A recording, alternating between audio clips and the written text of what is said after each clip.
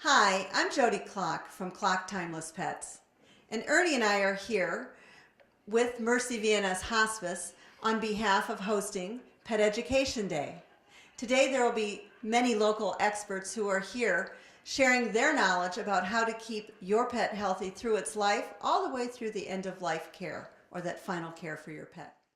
Well, thank you, Diane. My name is Jody, and I am here to talk about dog bite prevention. And I'm really passionate about that subject. And I bring this just because I love to show my dog off, but to show you why. He's so cute. Wouldn't you just want to come up to him and go, "Oh, let me kiss your smushy little face"? And he would say, "Absolutely not." And I think that he was brought into my life because to pass that word on. He is very neurotic.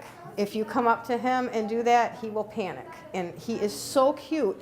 And if you come in my house and there's a sign on my door that says, "Do not pet my dog, do not bend over my dog," give him a minute. And if you give him that minute, he does calm down and he isn't scared.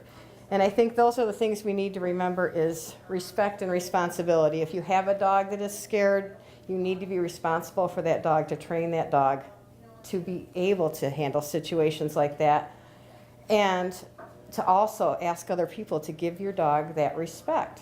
And the biggest thing is to teach your kids and teach children in your area, do not run up to a strange dog. So that's why I really feel passionate about this, because I've had to deal with him, and we have gone through so much training and so many different things we have done. But if you still came in my house and said, "Oh, I love you," he would not be nice. And that's sad, but that's the situation with a lot of dogs. And so we have to try to remember that and teach others that, because sadly 4.7 million dog bites occur in the United States every year.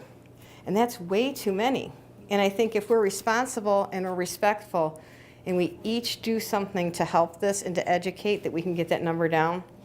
Not long ago I went to see Jane Goodall, and she really inspired me to help make a difference. I work with a group of kids, and I try to go in and talk to them about it and teach them to make a difference, because each one of us can save a life. If we see someone doing that, what are you doing? You need to really be active about that and to try to save lives, because she would let you. Pumpkin would be like, "Yes, I will let you do whatever you want," but some dogs won't, and we need to really respect that. And we need to go out there and educate people. If we love dogs, we need to put that out there. There is a big common misconception is big dogs will bite you, little dogs won't. And I found that's not to be true. In the National Accredited Temperament Tests, actually pit bulls scored higher than beagles. And when I've gotten bit in grooming and different things I've done, it's been from little dogs, because they're more fearful. And the same thing, if you go pick up a little dog and put him in your face and go, "Oh, you're so cute," now you have the exception of the rule there too. And a lot of dogs will let you do that, but you never know which one's going to let you do that and which one's not. And the sad part of this that I'm so passionate about is if you make that mistake, and I had a video I was going to show you, but our technical difficulties did not work here. If you make that mistake, what happens sometimes is the dog is put down. And because of your mistake, then that dog loses its life. And that's why I'm so passionate about it. It really makes me sad that that can happen. So what the video I was going to show you, I'll just tell you a little bit about it, is I don't know if you guys ever remember the reporter that got bit in the face. I don't know if you saw that on TV. This dog was saved. So I can't remember what happened to it, but it was saved from a situation, and it right away was put on the camera with people it didn't know. And the lady got down in his face and said, "Oh, I'm so happy you are okay. I'm so happy." And if you looked at that in slow motion, the dog is going, "Stop it, stop it, stop it." And it's licking its lips and it's turning around, and that dog's giving you a million different signals of please don't do that, please don't do that. But they can't say to you, please don't do that. And that's the sad part of it is. So you need to watch for those signals. You need to teach other people to watch for those signals, and you need not to put your face in a dog's face. I have a little poster here that it's called Body Language and Fear in Dogs, and there's certain things on there that you may not think. I mean, slight cowering or major cowering. Yes, a dog's afraid. But licking its lips and panting. If a dog is doing that, you may just think, well, it may be hot. That may be the situation. But a lot of times they will pant and lick their lips when they're scared. And the next thing you know, it's going to be licking their lips, licking their lips. You're going to be down there, and it's going to bite you. And it's not the dog's fault. It is our fault, but sadly, the dog gets punished for it. So we need to try to be aware of these, and I think this is a really helpful tool if you want to work with children, or if you want to pass out literature, or if you want something in a classroom. I would be more than happy. I talk to a lot of kids about bite prevention to come in. You can contact me anytime, but Dr. Sophia Yin has tons of free posters and literature like this you can get offline.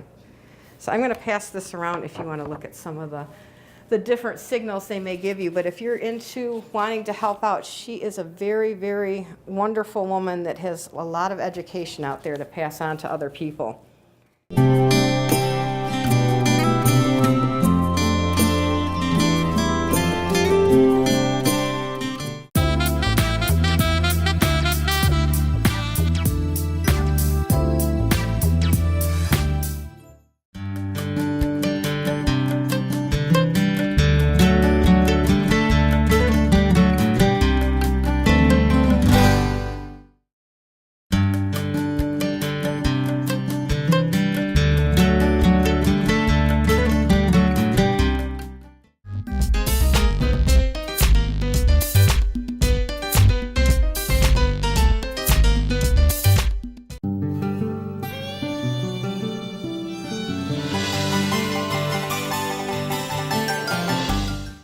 Family-owned and operated, White Lake Nursery has been a full-service power equipment lawn and garden dealer since 1953.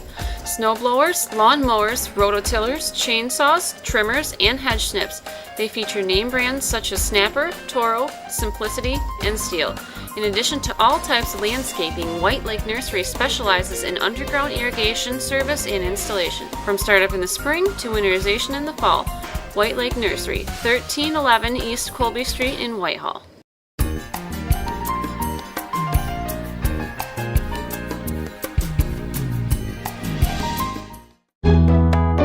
Which would you rather do, this or this?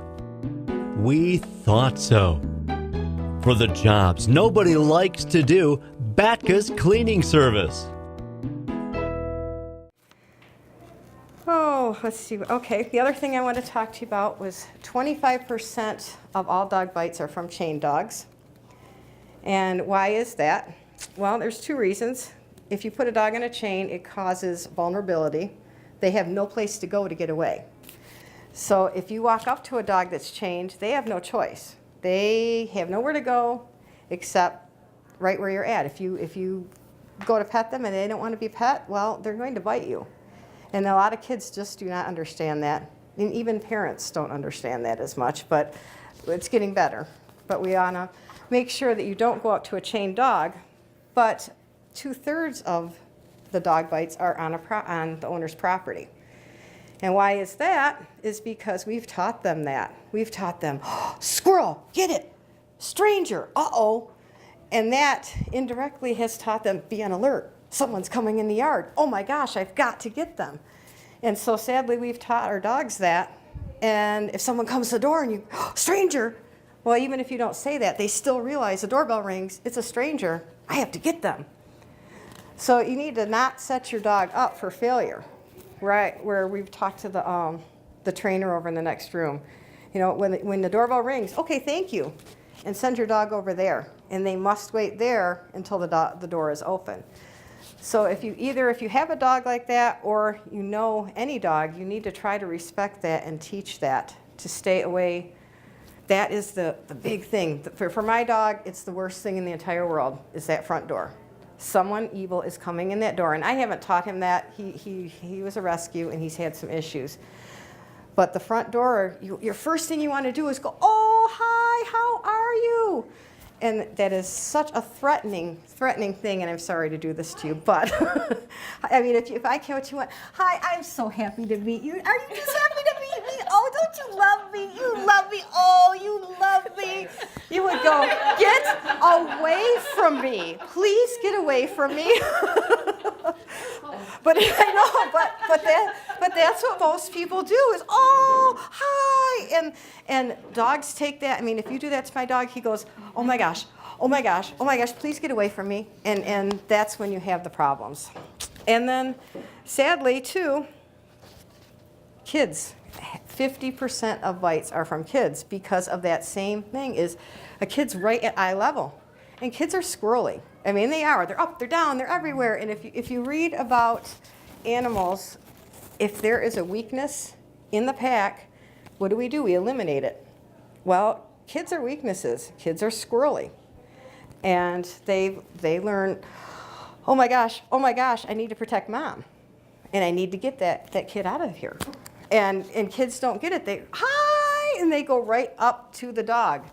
So a big thing I really, really stress is to try to teach your kids things that a lot of times are obvious, but a lot of parents don't teach kids now, is to do not run up to a dog. Never, ever, ever run up to a dog. Always ask. If someone runs up to my dog, I take responsibility for it. I will turn right down and step right there and go, no, stop. He's in training. Back off.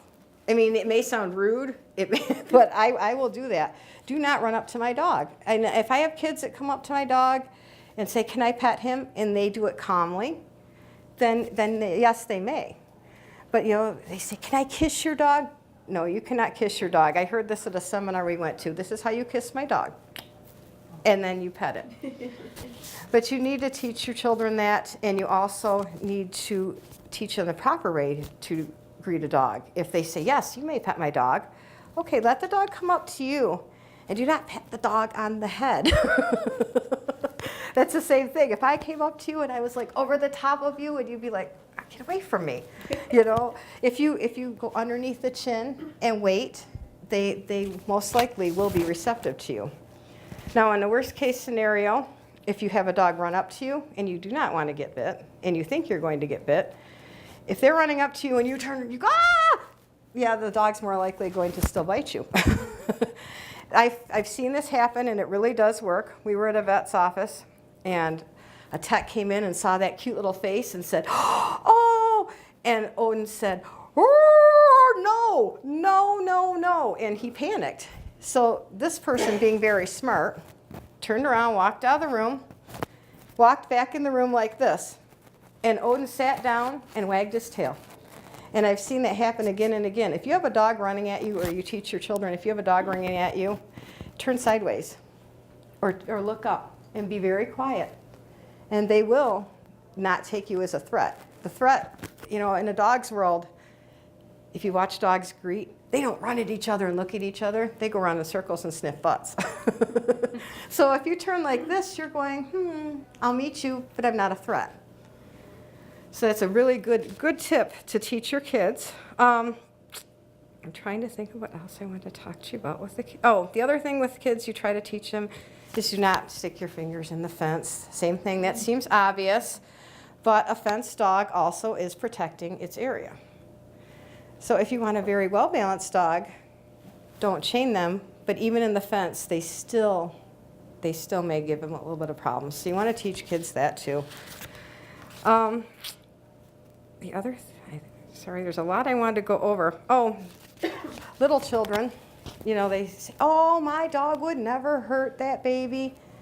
Well, not intentionally, but I just suggest never, ever, ever. It takes 2 seconds to put a dog in another room, or to chain the dog, or to take the dog with you, or to take the child with you. That dog may be just happy and love the child. That child trips, or that child is playing, they grab something, they make a mistake, they hurt that dog, not intentionally. That child gets bit in the face, and what's going to happen? You're going to lose your dog. And the nicest parent in the world may come after you and have your dog euthanized. So I really suggest, no matter how much your dog loves your child, just try to remember that, especially with other people's children. You don't want to leave a dog alone. You mean the nicest dog in the world has made a mistake. Camp Bell's Automotive and Towing, 24-hour towing and repair shop, all in one, specializing in foreign cars, as well as complete diagnostic for late models. Camp Bell's offers half-off towing if your vehicle is serviced there. If your car won't start or you need a fix, call 722-2796. Camp Bell's Automotive and Towing. How do you keep active? I run, I rollerblade, I ride my bike. How about in the wintertime? Winter? Don't let Michigan winters make you soft. Breakaway Bicycles and Fitness has the answer. We carry high-quality treadmills, ellipticals, spinners, exercycles, airdynes, and the world-famous Bowflex. Breakaway has it all, including free expert assembly and home delivery. Breakaway Bicycles and Fitness on Harvey Street in Muskegon. I've had dozens of people tell me, just cremate me when I die and then throw a big party. I'm sure you've heard someone say that too. I completely get it. Well, I want to help you throw that party. I've got tables and chairs and easels and boards. I've got sound systems and music. I've got caterers and food. And I've got all the people to set it up and break it down when it's all over. So why don't you let us here at Clocks help you with that party so you can focus on what's important, sharing the stories. The Glenside and Northside pubs, from sandwiches, burgers, and Mexican food to starters, salads, soups, and desserts, not to mention their specialty pizzas like Hawaiian, vegetarian, chicken Alfredo, and of course their grand finale. It's the Glenside and Northside pubs. Muskegon's Hackley Public Library is an excellent source for help, information, and great entertainment on virtually any topic. The friendly, knowledgeable staff is always available to help you with finding information on any topic you need.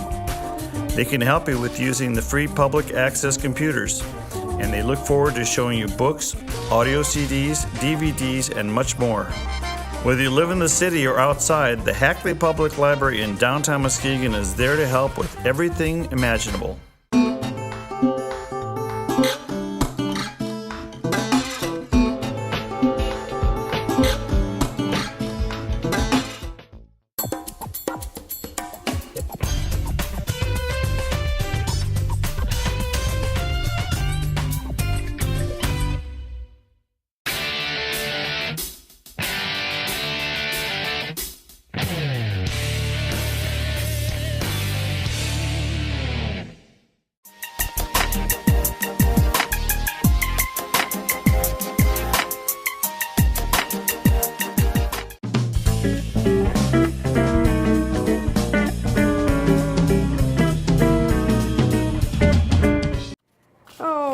And the biggest thing too with the dogs, I know that Odin is like that. I try to never set him up for failure. If I have a ton of company, I kennel him. I put the air on in my motorhome. I send him out there for the day. If there's too much activity, you need to know what your dog can and cannot handle. And some dogs just can't handle that. And there's also a new thing out that I really, really think is wonderful, and I wish everyone would pass the word around. They say to tie a yellow ribbon around your dog's leash. If they're having issues and they're unapproachable, tie that yellow ribbon, and then kids will learn that too. This dog is unapproachable, ask first. There's an actual system online that says, like, you know, like a red ribbon means do not touch ever. And then Really? Yeah. Oh, I did not And see the that yellow one. ribbon is warning. Okay. And so, like, you know, and then the green ribbon is friendly, and you know, and so there's like different colors for different things. For Lily, I Yeah. don't think so. Yeah, and you know, if you do have a problem dog, I have learned a lot, and the biggest thing is to redirect and to train and to make that bond and make that trust. We've learned touch or watch me. A lot of training can go a long way. We could never even walk down the road before, and he would go crazy when people came. Now, like, the door, like I said, is a big one. And if someone comes to the door or someone, you know, walks in a room too fast, it scares him. So I've told him, Odin, watch me. Watch. And he's like, oh, if mom says, let's play the watch game, it can't be that bad. So if you continuously work with a problem dog and give them the opportunity, they can really, really come a long way. But you also have to not set them up for failure. I mean, I know for a fact that you just can't handle a whole bunch of people, then it's time to go to the bedroom, or it's time to go here or there. And I'm just really, really passionate about this, and I've got some handouts here, and I just really hope that you guys pass the word around as dog lovers to try to protect our dogs and give them the respect that they need and be responsible for your dogs if they do have issues. Would you talk for a moment about how it's important to have a space in your dog or space in your house where your dog can go in a house full of kids? Like, you know, if you have a house full of children and your dog has a kennel set up, that if the dog goes in the kennel, nobody touches the dog. That's his timeout place where he goes when he doesn't want to deal with anybody anymore. Yeah, that safe space, that's important to not. If you give your dog that space, like you have the mat or the kennel, that's their space. And again, you have to take responsibility for your animals, because if it's rude or not, people think, oh, it's so rude, you know, you told my child no. No. I've sent him to his kennel and the kids go up, no, that's his spot. He's safe. Don't tease him. And a lot of parents get offended, but that's his space. And no, I don't want your child to get hurt, and it's just not acceptable. And that's a really good thing to teach is this is your place. Nobody can touch you here. You can't get hurt here. You know, we do adopt days for rescue. It's amazing how many kids don't know enough not to run up to a dog. And Isn't that sad? Right up face level. But some parents make them ask first, but most kids don't. You know, we have to stop them. And the same with going through the Humane Society. You know, they have to tell everybody, don't put your fingers in the cages. If they bite, well, not all dogs do, but some will, you know. But you have to tell them every time, and even then they don't always. That's why I try to get, a lot of times schools don't have the time for you anymore. And I have a different presentation I do for children. And I really try to get that word out there because, yeah, 4.7 million is way too high. And a lot of times, almost all the time, it can be prevented. Yeah, they're usually stupid mistakes. Right? Yeah, like that reporter that did get bit in the face, yeah, you know, the sad thing is she did get bit bad. I mean, her face was a mess, but the good thing was she did not press charges. She did not have that dog put down, and bless her heart, she went on to go educate on why she shouldn't have done that. And that, I just commend her for that. That's why I wanted to show you the video, because she was just, if you look at a dog, usually, a dog won't just usually run up to you and bite you. It's how you approach it. Now, occasionally, yes. I mean, there are some pretty owners, I mean, even, you know, as responsible as I am, I make sure that you're safe when you come in my house and you approach him the right way. And when you do, he's like, I love you, you know, but they cannot speak our language. And that's the sad part. And I try to teach kids that. It's like getting in your face and talking French, you know, like I just did. And dogs just don't understand. So you need to approach them in their language and teach them the right way to do things. Just understand their language when they're giving you all the warning signs. You know, and it's dogs have a right to feel safe, and they have a right to not be mauled and manhandled by anybody who wants to touch them. Right. So I think it's really important to see it from, you know, the dog's perspective, you know. And dogs, just like people, will sometimes love some people and not other people. You know, so a dog that is never aggressive, you may come across somebody that just hits them the wrong way. You know, so you should always be. They can pick up things that we can't, and sometimes things that they may come across as aggressive is not have anything to do with that person. I mean, there's amazing stories of the dogs that alert you, if like with angina, and there was one dog I read about that he was meant to alert whenever this man was going to have angina attacks. Yeah. Okay, Just okay. start kind of wrapping up Okay, the yeah, little I am. bit. I'm just about done. Okay. And he actually alerted someone else and kept alerting him and alerting him. And they said, I think you better go to the doctor. And he said, no, I'm fine. Well, he went home and killed himself that night. And they can pick up things that we can't pick up. So they may pick up, you're sick. You're a weak part of the link. And I don't want anything to do with you. And you might hurt my mom. So there's all different things that can cause aggression. We just, like you said, we need to be respectful, give them their space, and try to get that 4.7 million down, because that makes me really, really sad that a dog has to be put to sleep because of lack of education or we did the wrong thing. So if either, Diane says I should wrap up and I was about done, but do you guys have any questions or anything you wanted to add? I love the sign. Isn't that a good sign? Yeah, yeah.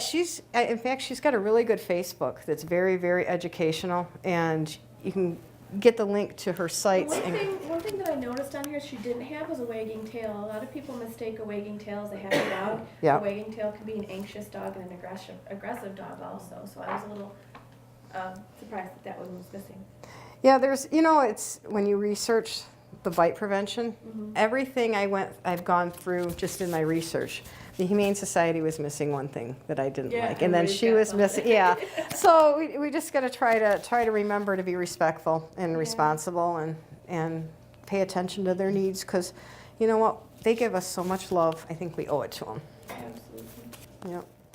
The Health Hut, located at 3112 Henry Street in Norton Shores, offers a full line of natural and organic groceries, including fresh produce and free-range, hormone-free meats, eggs, cheese, and dairy provided by local farms. Taking pride in carrying products which contain no preservatives, additives, or unhealthy fats, their wide selection of allergen-free foods can accommodate most specialty diets. From frozen desserts and entrees to pastas, baking mixes and cereals, to soups and salad dressings, to chips, candy, and other snacks. The Health Hut. We have your good health in mind.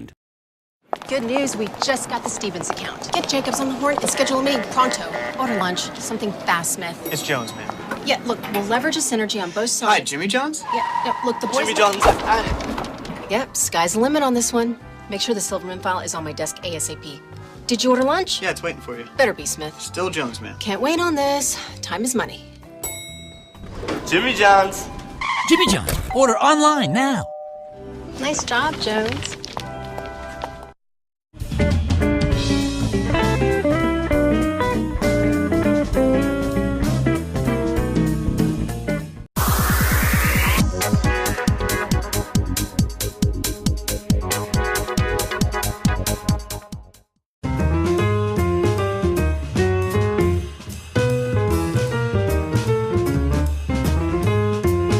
Are you confused and stressed out about your health? We here at Quest for Wellness are ready to provide a peaceful setting to help you sort it all out.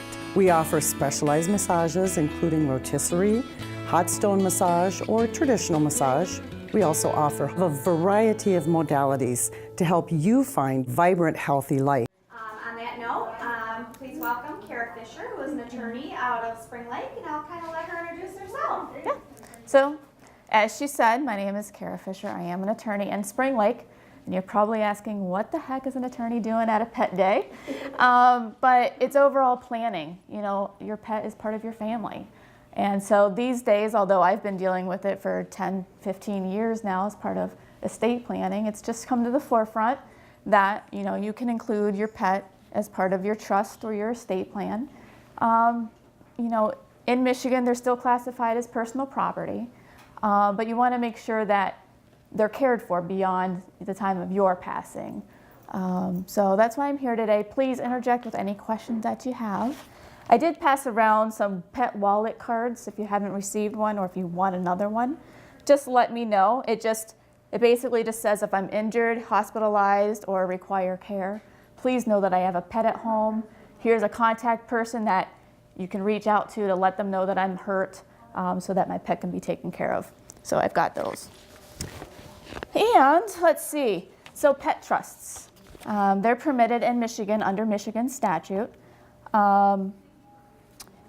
Excuse me, my mouth is dry, excuse me. It's all that coffee.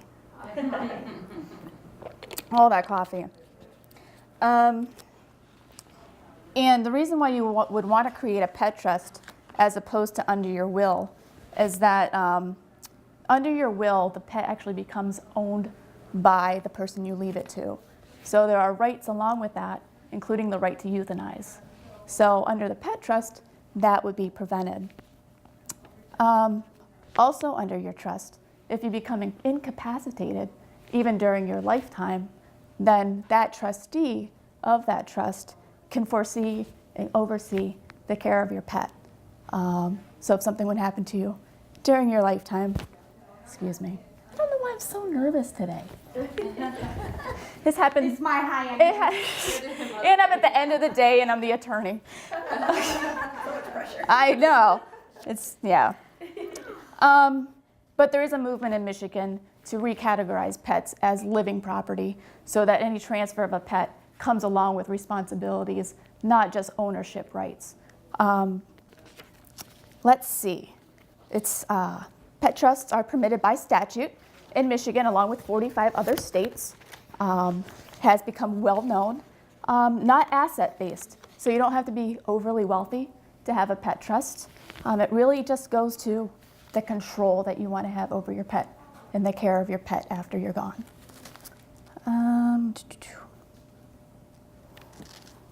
Things to keep in mind for a pet trust are identification of the pet. It does need to be fairly specific as far as identification goes. Beyond just the name, you do need to have some microchip identification or DNA identification or microchip identification. Any personality traits are helpful as well. And that goes more along the lines, excuse me, why am I so nervous? It's the camera because she's talking. They keep telling her to make commercials and she's like, I'm not I hate the YouTube commercials. Not doing it. Yep. I know. Just look at be yourself. Yeah, we're all friends. Oh We'll slice it out. It's all good. Thank you. Will you do that? Will you slice it out? Fantastic. The important part with the identification, though, isn't necessarily for when you leave your pet and when you pass away, but it has to. Oh no, but it has to do with down the road. You don't want your trustee to be able just to keep using funds that you've left for another pet, or to keep buying another cat or another fish or another bird. You want those funds to be used for your pet, the one you loved and left behind. So that's why the identification is important. Let's see. The amount that you leave. I get this question a lot. The amount that you leave behind. You need to be reasonable as far as the amount.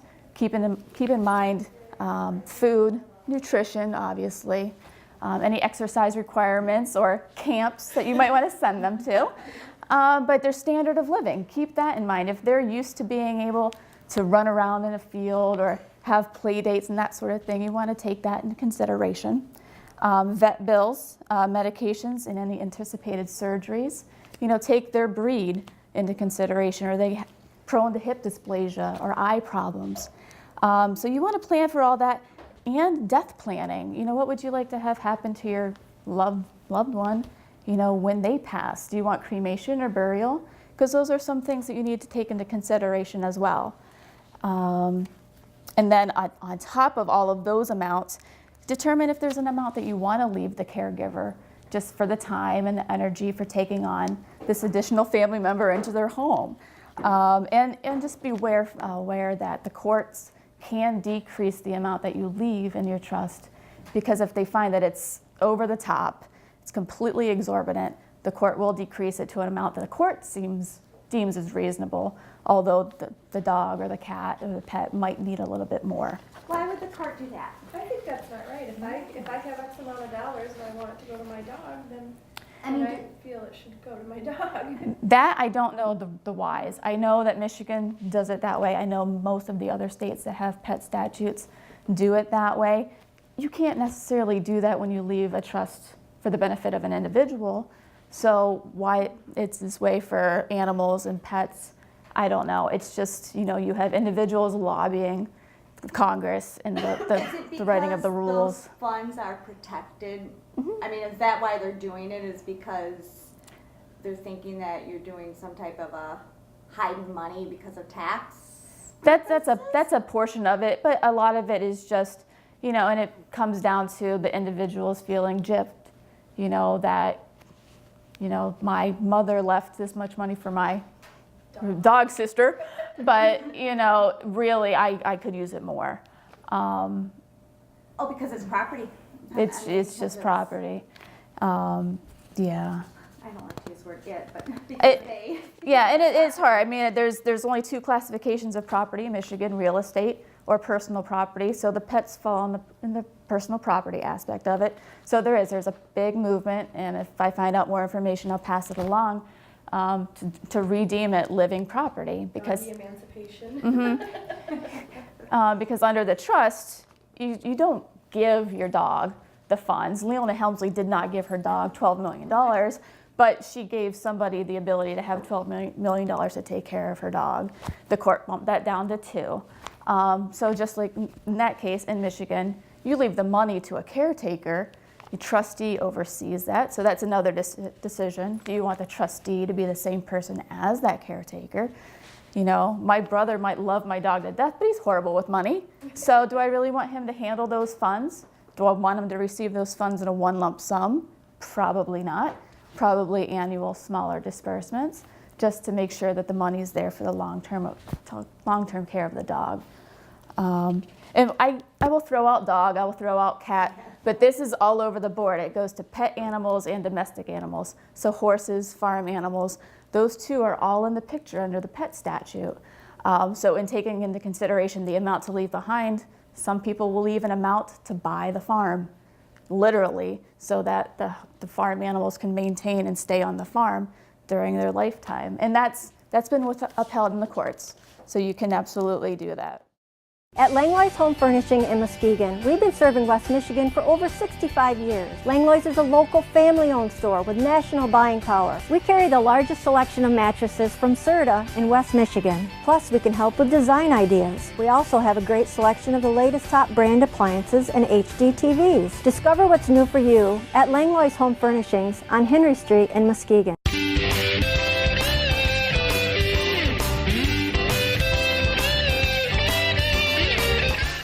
The Trophy House and Jones Sports have been servicing the area for almost 50 years. We handle all team sports, uniforms, and equipment and have a full custom design service for your athletic and corporate logos. We have trophies, plaques, and awards for all occasions. We engrave, embroider, and do silk screening. We have stock t-shirts, sweatshirts, both hoodies and crews, sports shirts, jackets, and specialize in corporate promotional products. The Trophy House and Jones Sports, helping you promote you. The Village at Park Terrace Senior Living Community, offering beautiful yet affordable 1- and 2-bedroom apartment homes as well as 2-bedroom cottages. Rent includes a wide variety of exceptional services, from daily meals shared in the dining room or delivered to your door, to scheduled activities and social events, to 24-hour emergency on-call service. Their expert, caring staff is there to assist you with all of your retirement needs. The Village at Park Terrace Senior Living Community, where you can enjoy the luxuries and comfort of your own home without the work and worry.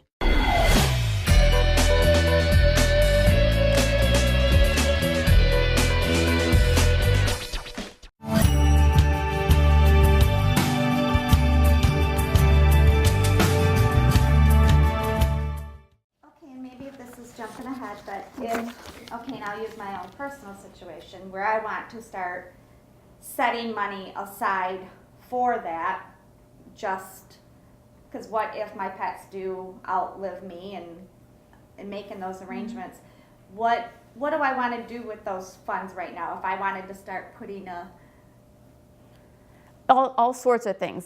And there are 2 ways to create this pet trust. One can be just under your will, in a separate pet trust and inclusion in your will.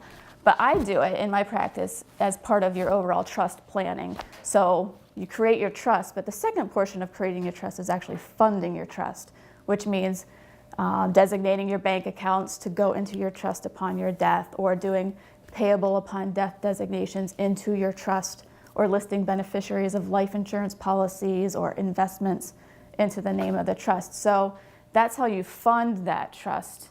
And so from that fund, the pet trust comes out, and it's separated out a bit.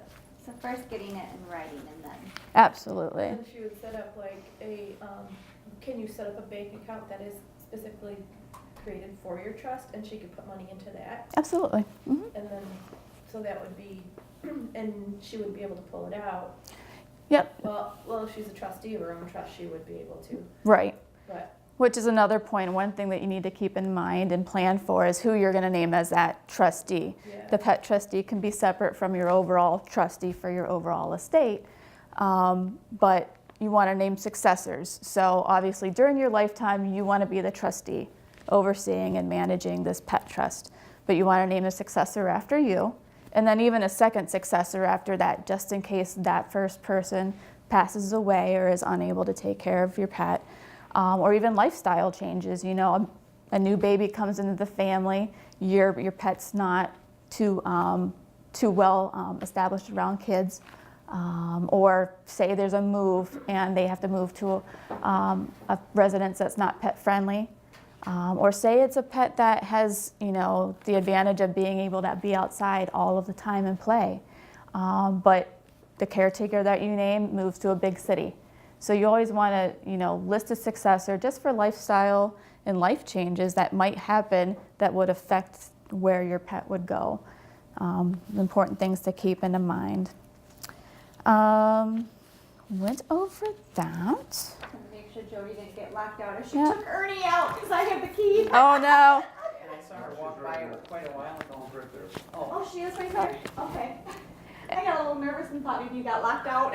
I'm like, oh no. And then people always ask me, well, what happens to the funds, you know, after my pet passes away? You know, does the trustee, oh, there it goes. Does the trustee have the absolute right to take those funds? And the answer is no. First and foremost, if it's properly drafted, if I draft it, I always leave, you know, where the remainder would go to, whether it's a nonprofit, whether it's a rescue mission. Usually it's along the lines of some pet and animal care facility or organization. It doesn't have to be. It can flow to the rest of the trust or to the rest of the, you know, living children beneficiaries and that sort of thing. But you want to keep that in the back of your mind as far as where would you like the residual to go. And again, we touched upon a little bit, what would you like to have happen to your pet upon its passing? Because those are things that you can dictate and you can itemize out in detail within this plan.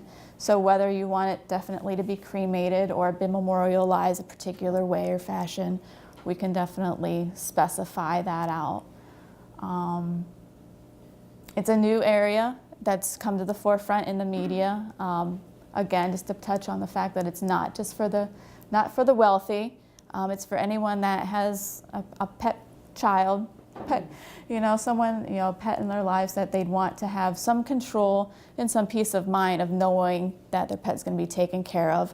And not just on a day-to-day basis with care and comfort, but the funds are there. There's not going to be a run out of the money so that surgery can't take place or that pet can't get those chicken chips every week when they want to. Because we all know, they hold a special place in our heart and they can be incorporated into our planning long term. And what I want to chime in, and from what Jody and I do on a day-to-day basis, we hear so frequently is, because we do work on the human side of death care as much as we do on the pet side of death care, and so many times senior citizens where they know that their pet will outlive them, but they need that in their life, so they want that in their life so much right now. And what will happen to this pet if I do go out and get a cat or a dog, and what's going to happen, and just getting the message out there that there's options available for them to do something like this where they know they can enjoy the end of their life with that companion and still have a place for that companion to go after they pass, if they die before the pet. And I'm going to chime on to that as well. And I think what's important to share is that pets have become our children, or sometimes they are our children and all of that good stuff. And what you're talking about is very true, but people don't know what they don't know. So it becomes our responsibility to share with them that no, they're not crazy, and that more and more people are considering leaving, at minimum, a direction for their pet, and a good estate planning or an elder care attorney will ask, what do you want done with your pet? And when you were talking about the trust and the trustee over that trust, that's very important, because it's not, oh gee, we'll take care of your pet because we can go spend the money. It is actually for that pet's care. And that's really important, because if you do not designate, and Karen, Karen and I worked at the NOAA project, and sadly, sometimes you think that your pet can go to a shelter, and sometimes, unless there are funds attached, it will go to a kill shelter. And often at times, if it's a feline, because cats are abundant, sometimes those cats will just get put down, and that is not the spirit of what anybody had in mind. And so if there are funds and there are no people available to take care of, it can go to its forever home at a no-kill shelter until it finds the right fit, and those funds will follow, and that pet will be well taken care of. And sometimes that makes the difference of a home or not. So it's really, really important. The other thing that goes along with that is the end-of-life component.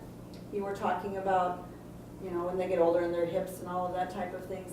You can also designate it, and I don't know what you said, but you can designate, do you want that pet to be buried? Do you want that pet to be cremated? And then leave the funds for that portion as well. And that's, it's a beautiful thing, and people just need to know what's out there. Yeah. Serving the Fruitport area for over 40 years, Grover Pharmacy offers a full line of vitamins, supplements, and homeopathic medicines, as well as a variety of glucometers, blood pressure kits, baby care items, bandages, and wound care products. They carry office and school supplies, Russell Stover candies, promotional and seasonal items, and Hallmark cards and gifts. Grover Pharmacy, they take time to care about you.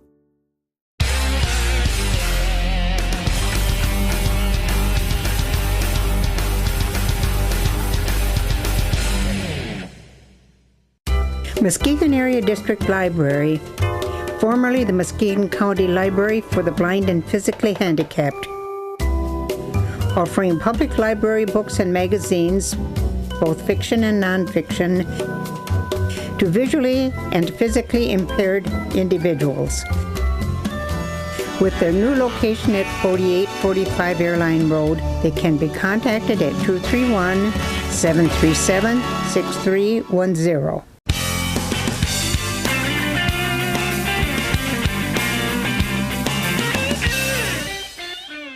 When your transmission is in trouble, it is important to find reliable and honest mechanics. National Transmission will get the job done right. Located at 4037 East Apple Avenue in Muskegon, you can call them at 231-788-3244.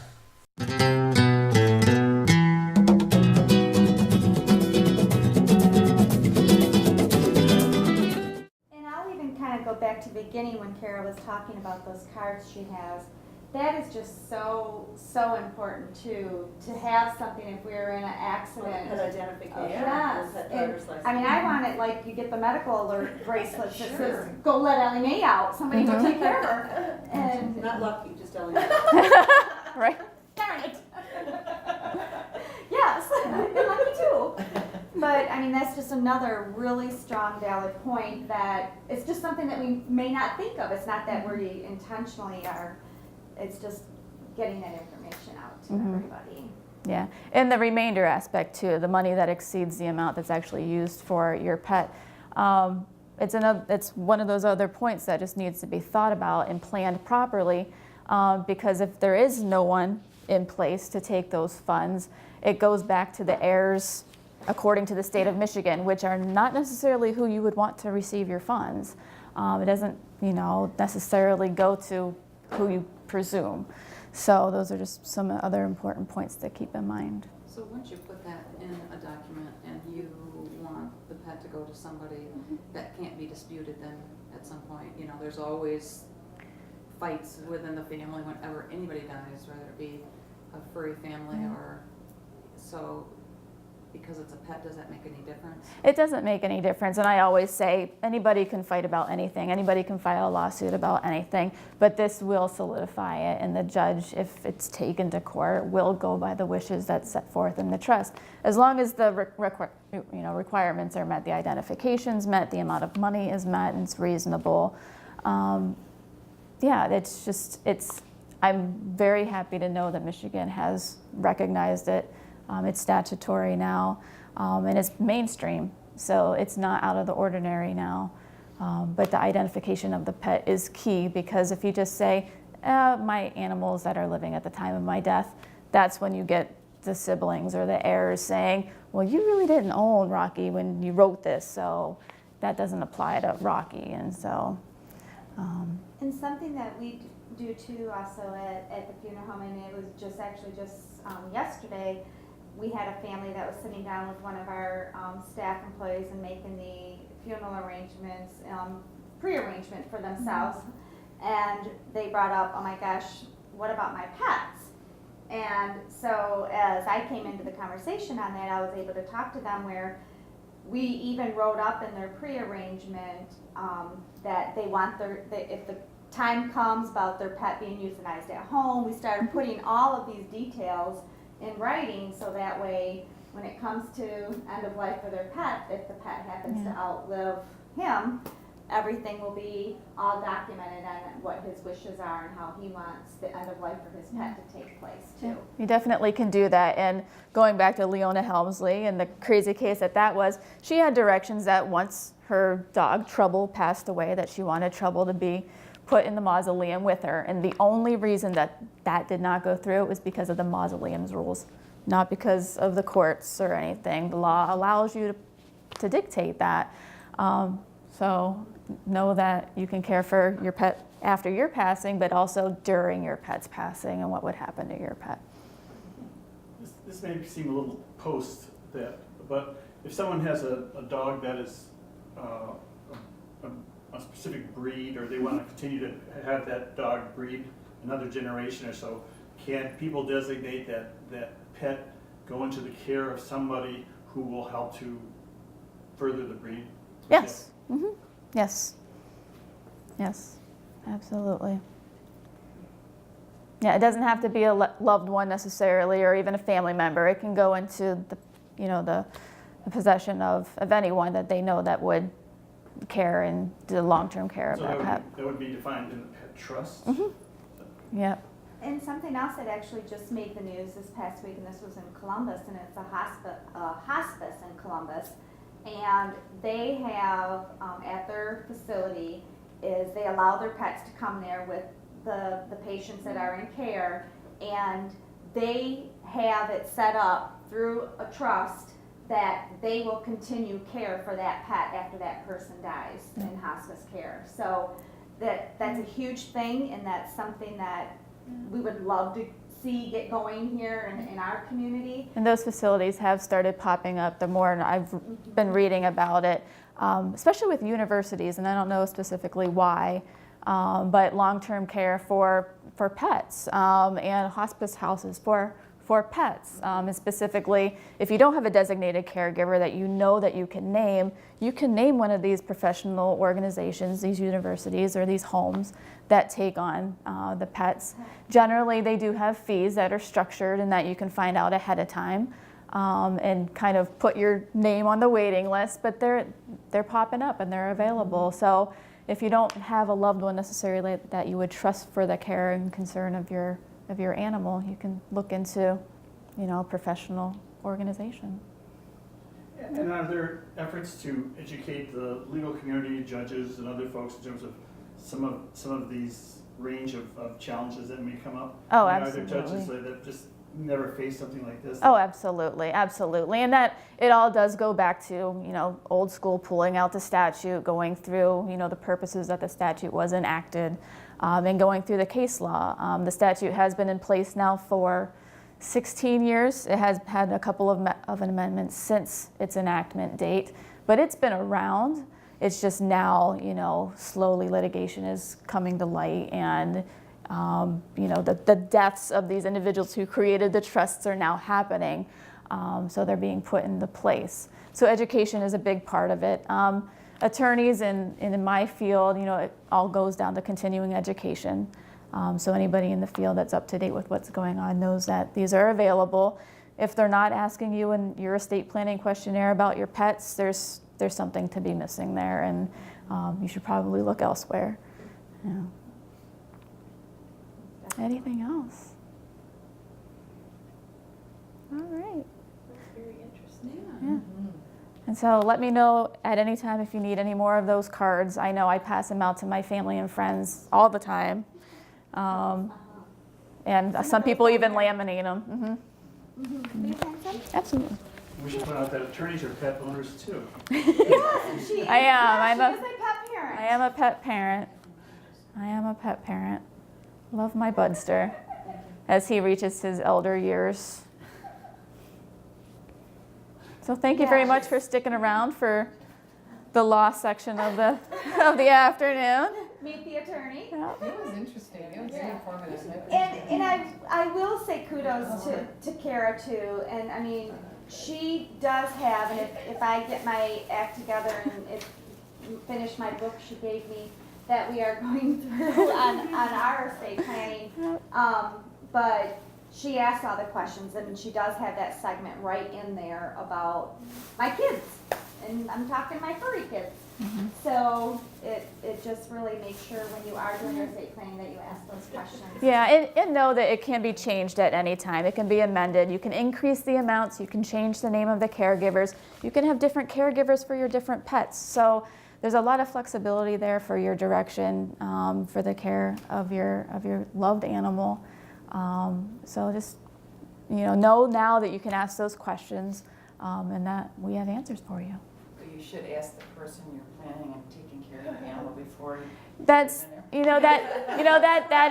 that is key, and actually I probably do have that here as my last point, and most importantly, don't make your gift of your pet a surprise. So I have that written down here because it's open communication, and it goes down to what's its feeding schedule, what's its potty schedule, and favorite treats or allergies, just common sense. So.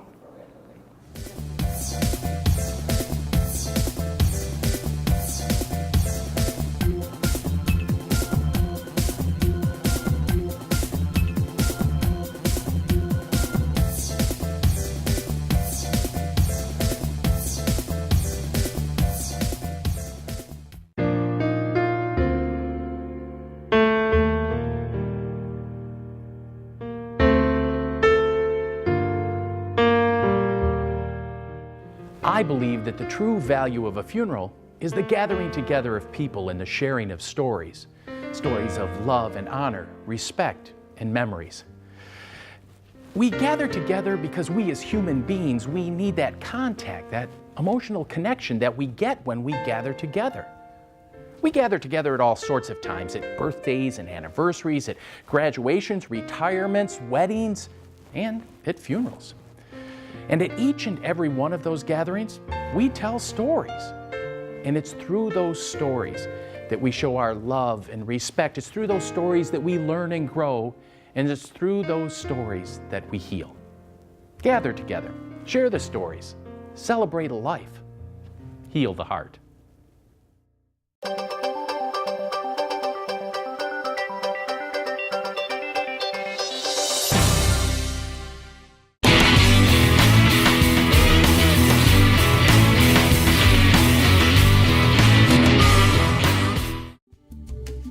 McDonald's Candies. 1064 South Getty Street in Muskegon features an assortment of chocolate-covered nuts and creams, peanut clusters, fudge, seafoam, turtles, cherry cordials, and regular and holiday novelties.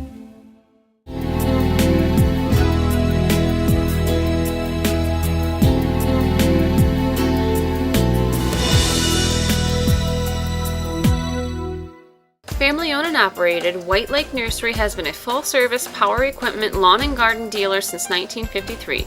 Snowblowers, lawn mowers, rototillers, chainsaws, trimmers, and hedge snips. They feature name brands such as Snapper, Toro, Simplicity, and Steel. In addition to all types of landscaping, White Lake Nursery specializes in underground irrigation service and installation. From startup in the spring to winterization in the fall, White Lake Nursery, 1311 East Colby Street in Whitehall.